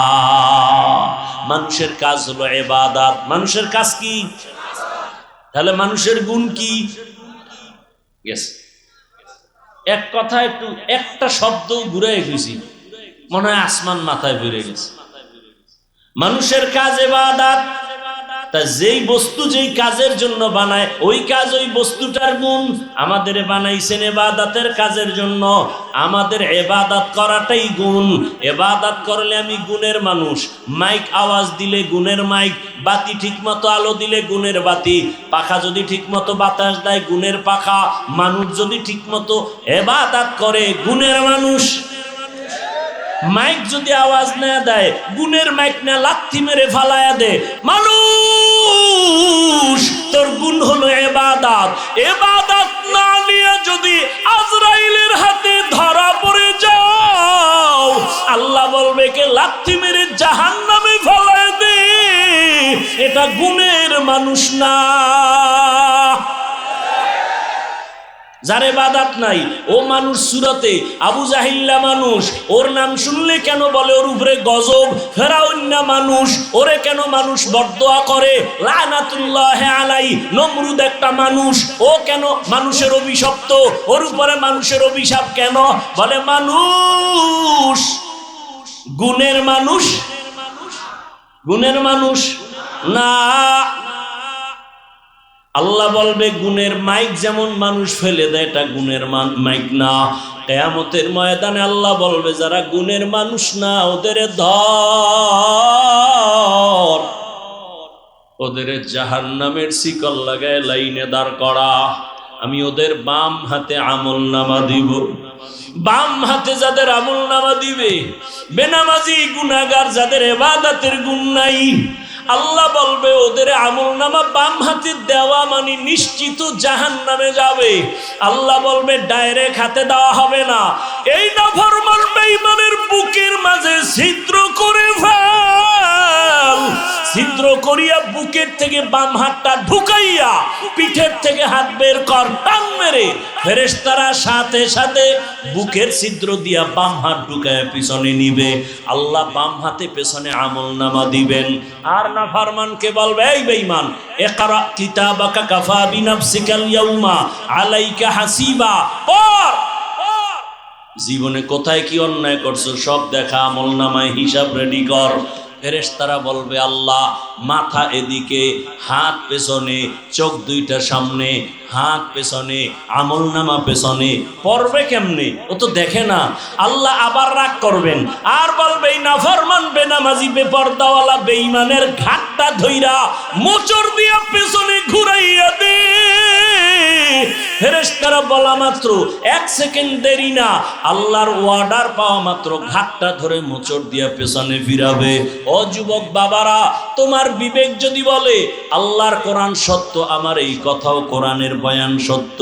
ইয়া আইয়ুহাল্লাযীনা আমানু কু আনফুসাকুম ওয়া আহলিকুম নারা আকুদুহান নাস ওয়াল হিজারা আলাইহা মালাইকাতুন গিলাযুন শিদাদুল লা ইয়াসুনাল্লাহা মা আমারাহুম ওয়া ইয়াফআলুনা মা ইউমারুন।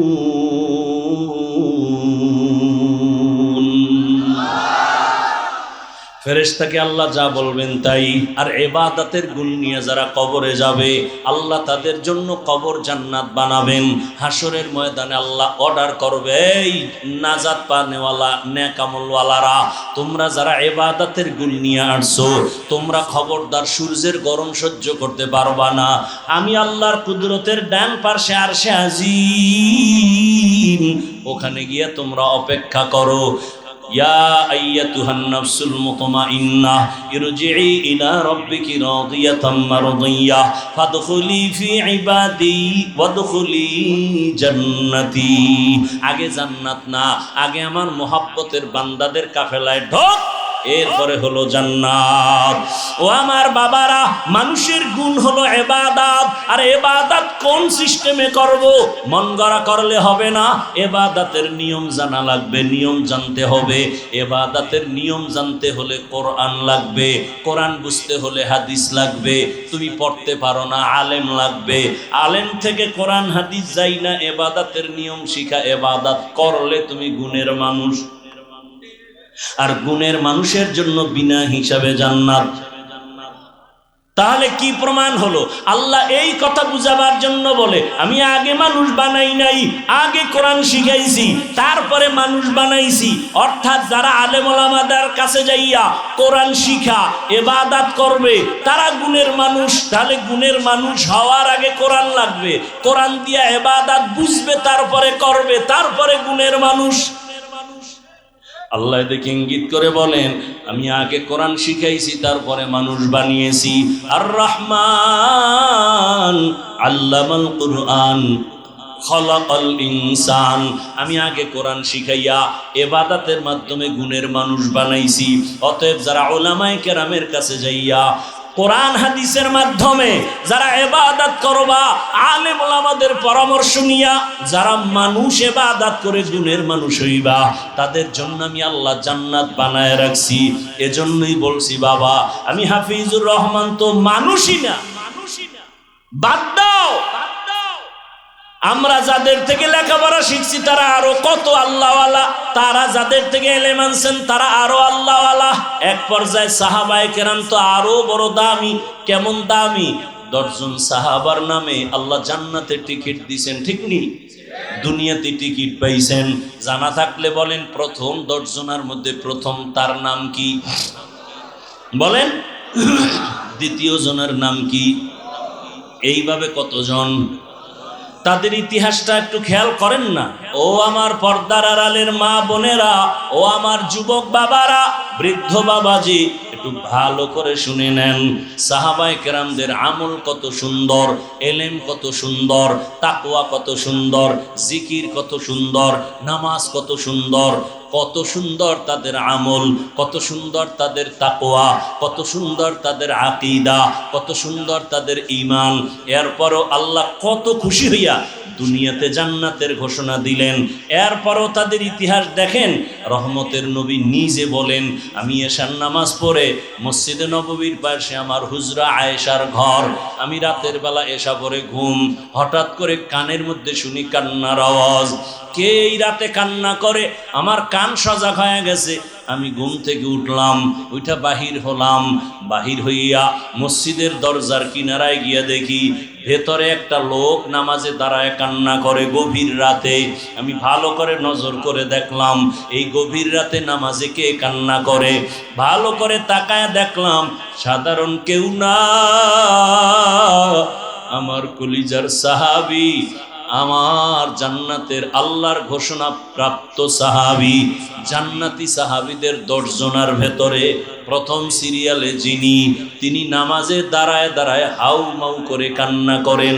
কে? আবু বকর সিদ্দিক রাদিয়াল্লাহু আনহু। নবী বলেন আমি অপেক্ষমান। আবু বকর নামাজ শেষ করে পিছনে তাকাইয়া দেখে রহমতের নবী দাঁড়ানো। আবু বকর আশ্চর্য হয়ে বলেন, ইয়া রাসূলুল্লাহ, আমি গোপনে আমার মাওলার সাথে আমি কথা বলতেছি, আপনি কেমনে আবার এখানে হাজির হলেন? আবু বকর, তুমি জানো না তোমার কান্নার আওয়াজে আমার ঘুম ভেঙে গেছে, তুমি নামাজে দাঁড়ায় কান্না করছো কেন? আবু বকর বলেন, ইয়া রাসূলুল্লাহ, আল্লাহর আদালতে কেমনে যে দাঁড়াবো, হাসরের ময়দানে কিভাবে দাঁড়ায় জবাব দিব? বলে এত ভয় কেন? বলে আল্লাহর আদালতের ভয় বড় পাইতেছি। বলে জান্নাতের টিকিট আপনার হাতে রেডি, এরপরও কেন ভয়?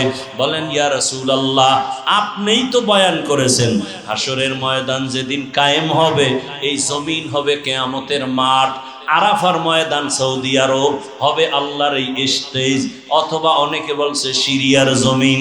আল্লাহ যখন কিয়ামতের কায়েমের ঘোষণা দিবেন, সূর্যটা নিচে চলে আসবে, জমিন সব সমতল, মাহফিলের সিংহায় ল্যাংটা সব নারী পুরুষরা যার যার কবর থেকে দাঁড়াবে, দাঁড়ায় সব আল্লাহর আদালতে হাজির হয়ে যাবে।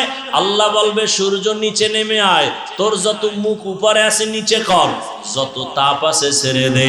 সূর্যের তাপে এই মাটির জমিনটা তামা হয়ে যাবে।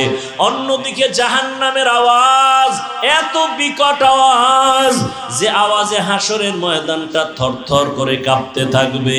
আবু বকর বলেন, ইয়া রাসূলুল্লাহ, আপনিই বয়ান করেছেন এত ভয়ঙ্কর হবে হাসরের মাঠ। আল্লাহ নিজেও রাগ করে আওয়াজ দিবেন, লিমানিল মুলকুল ইয়াউম লিল্লাহিল ওয়াহিদিল কাহ্হার। এমন কঠিন অবস্থা হবে, নারী পুরুষ সব উলঙ্গ, মাথার মগজগুলো ভাতের মারের মতো ঘুরতে থাকবে, জাহান্নামের আওয়াজে সবাই পাগলের মতো হবে। নবীরা পর্যন্ত যাদের গুনাহ নাই তারাও কান্নায় বেকারার হয়ে যাবেন। আদম নবী কাঁদবেন, নিজের চিন্তা উপায় কি হবে। মুসা নবী কাঁদবেন, আমার উপায় কি হবে। ঈসা নবী কান্না করবেন, আমার উপায় কি হবে। এমন এক পরিস্থিতির মধ্যে নবীরা যদি কান্না করেন, আমি আবু বকরকে যদি আল্লাহ ডাক দেয়, আবু বকর, আমার জান্নাত পাওয়ার জন্য কি নিয়ে আসছো, এমন কি আমল? আমি যদি বলি, হে আল্লাহ, তোমার জান্নাত আর তোমার মোহাব্বতে নামাজ, তেলাওয়াত, রোজার আমল নিয়ে আসছি। আল্লাহ যদি বলে, আবু বকর, যেইভাবে নামাজ চাইছিলাম ওইভাবে হক আদায় করে নামাজ পড়ো নাই, আমি যেইভাবে তেলাওয়াত করলে খুশি হতাম ওইভাবে তেলাওয়াত তুমি দিতে পারো নাই, যেইভাবে জিকির করলে আমি আল্লাহ নিজে খুশি হতাম ওইভাবে হক আদায় করে জিকির হয় নাই। যাও, তোমার আমল তুমি নিয়ে জাহান্নামে যাও, আমার জান্নাত আমাকে দিয়া দাও। ওর দয়ার নবী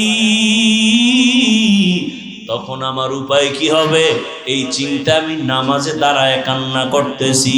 আবু বকরের যদি হালাত হয়, আপনি আমি তো মানুষের কাতারেই নাই, নামাজ নাই, রোজা নাই। আরে আমরা যে নামাজ পড়ি, এটা নামাজ? কি নামাজ?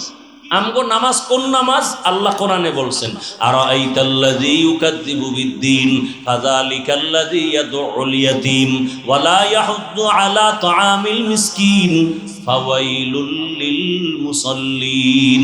মুসল্লি নামাজীর জন্য ওয়াইল নামক জাহান্নাম। এবার বুঝেন যে কি নামাজ। ওয়াইল নামক ভয়ঙ্কর জাহান্নাম মুসল্লি যারা নামাজি তাদের জন্য। আমরা তো সেই নামাজ পড়ি মিথ্যা বলি, নামাজ পড়ি ওয়াদা খেলাফ করি, নামাজ পড়ি পর্দা করি না, নামাজ পড়ি সুদ খাই, ঘুষ খাই, এই নামাজি আমরা। তাহলে আবু বকর যদি কান্না করেন, রাসূল নিজে কান্না করেন, সাহাবায়ে কেরাম সবার কান্না, আপনার আমার কি পরিমাণ কান্না করা উচিত বলার সময় নাই। সাহাবাদের জীবনী আমাদের আদর্শ। এত কান্না নিজেরা করেছেন। একজন সাহাবী নবীজির একটা আদেশ একটু মানছে, ঠিক একটু দেরি, সাথে সাথে মানে নাই। নবীর মনে কষ্ট, কথা বন্ধ, সালাম বন্ধ।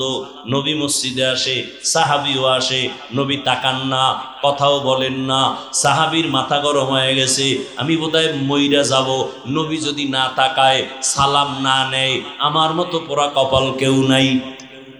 এতটা ভয়, ঘরের মধ্যে গিয়া বিবি রে কয়, বিবি আমার কপাল খারাপ, সব ঘুমায় গেছে। এইবার কয়, বিবি চলো একটা রশি হাতে নাও, মসজিদের মধ্যে চলো, নবীর মসজিদে নববী। মসজিদে নববীর মধ্যে আসিয়া বিবি আর সাহাবী আর কেউ নাই। মসজিদে ঢুকে একটা খুঁটির গোড়ায় বৈশা কয়, ও বিবি, রশি দিয়ে আমার হাত পিছনে দিয়া খুঁটির সাথে ভালো করে বাঁধো, পিছনে বাঁধো, এমন বাঁধা বাঁধবা যে আমার এই রশির বান কাউকে খুলতে দেয়া হবে না। আমার রাসূল আমার উপরে বেজার, আমার খানা খেয়ে লাভ নাই, বেঁচে থেকে আমার সার্থকতা নাই। বিবি তুমি আমাকে ভালো করে বেঁধে ঘরে যাও, আসবা না। আমি এখানে বসে আমার মাওলার কাছে এমন কাঁদাই যে কাঁদবো, যতদিন পর্যন্ত আল্লাহ আয়াত দিয়া নবীকে বলবেন না আমারে মাফ করছেন, ততক্ষণ কান্না বন্ধ করব না। সাহাবী খুঁটির গোড়ায় রশি দিয়া বাঁধা, কান্না বন্ধ নাই। নামাজ পড়ে ইশারা ইঙ্গিতে কান্না চলছে।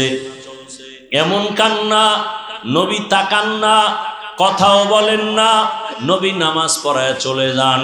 অন্যদের সাথে কথা চলে, সাহাবীর সাথে কথা নাই। এমন কান্না কাঁদতেছে, রাতে এমন পরিমাণ কান্না। অনেক দিন পর আল্লাহ পাক আয়াত দিয়া ওই সাহাবীর নামে ঘোষণা দিলেন, ওকে মাফ করে দিলাম।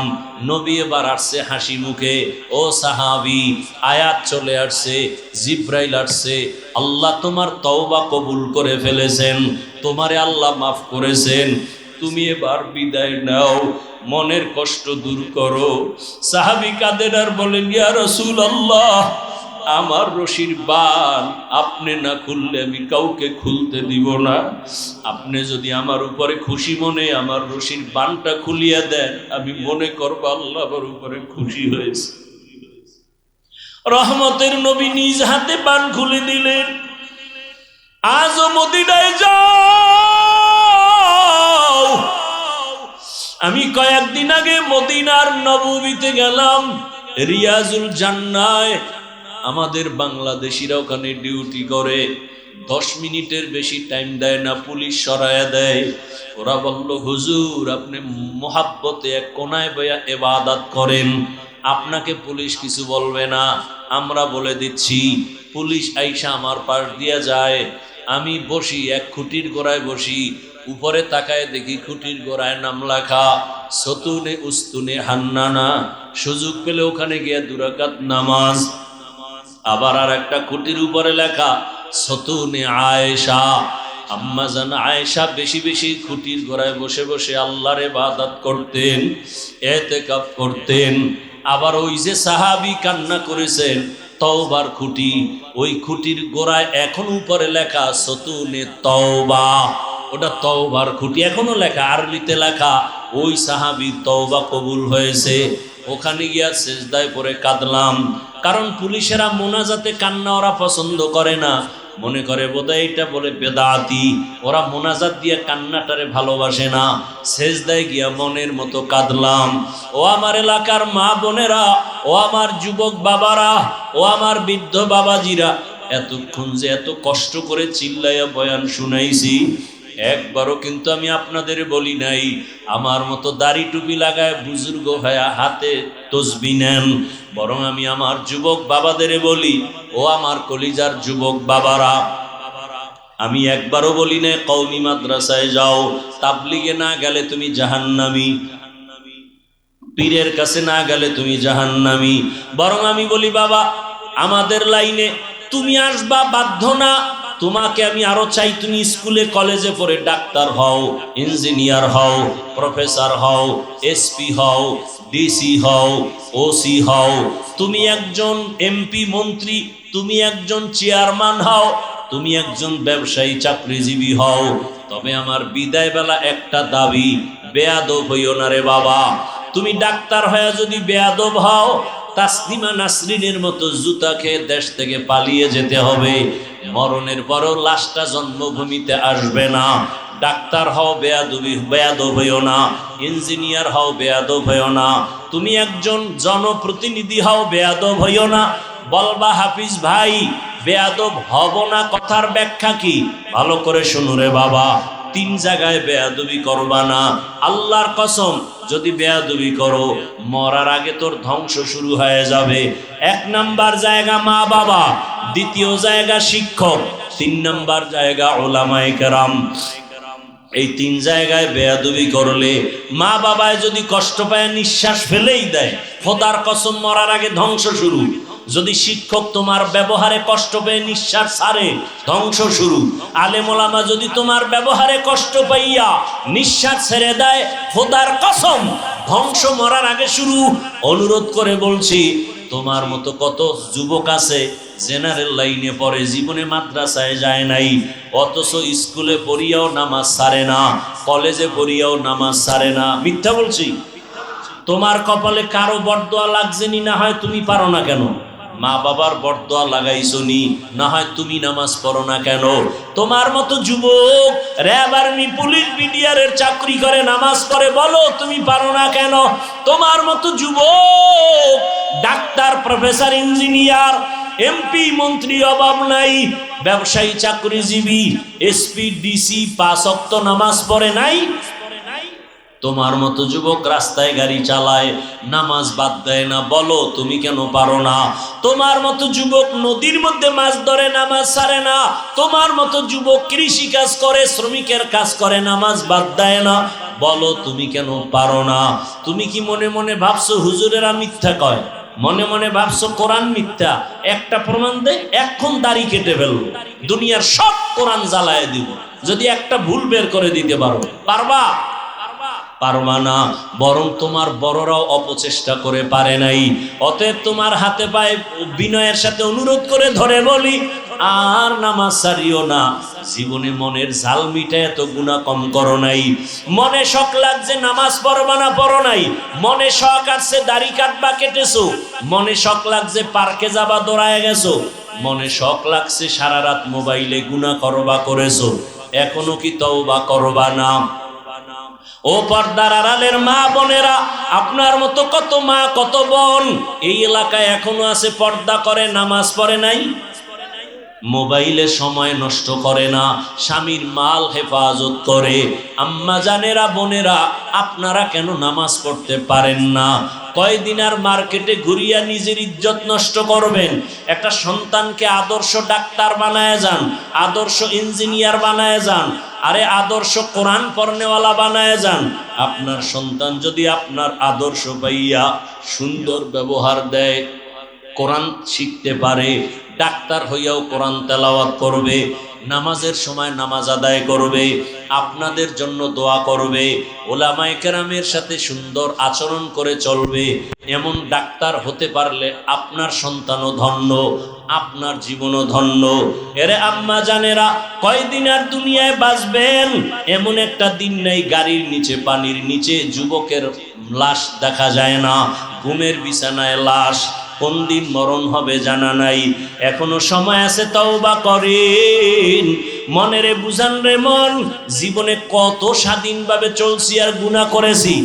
আজকে থেকে তৈরি হয়ে গেলাম, আমার মতো নারী যদি নামাজি থাকে আমি কেন পারবো না? আমার মতো নারী যদি স্বামীর খেদমত করে আমি কেন পারবো না? আমার মতো নারী যদি মোবাইল না চালায় আমি কেন পারবো না? আমি একটা ভালো সন্তানের মা হইয়া কবরে যাই, পারলে আলেমের মা হইয়া যাই, পারলে হাফেজে কোরআনের মা হইয়া যাই। যদি জেনারেল লাইনেও সন্তান থাকে, অন্তত আদর্শওয়ালা সন্তানের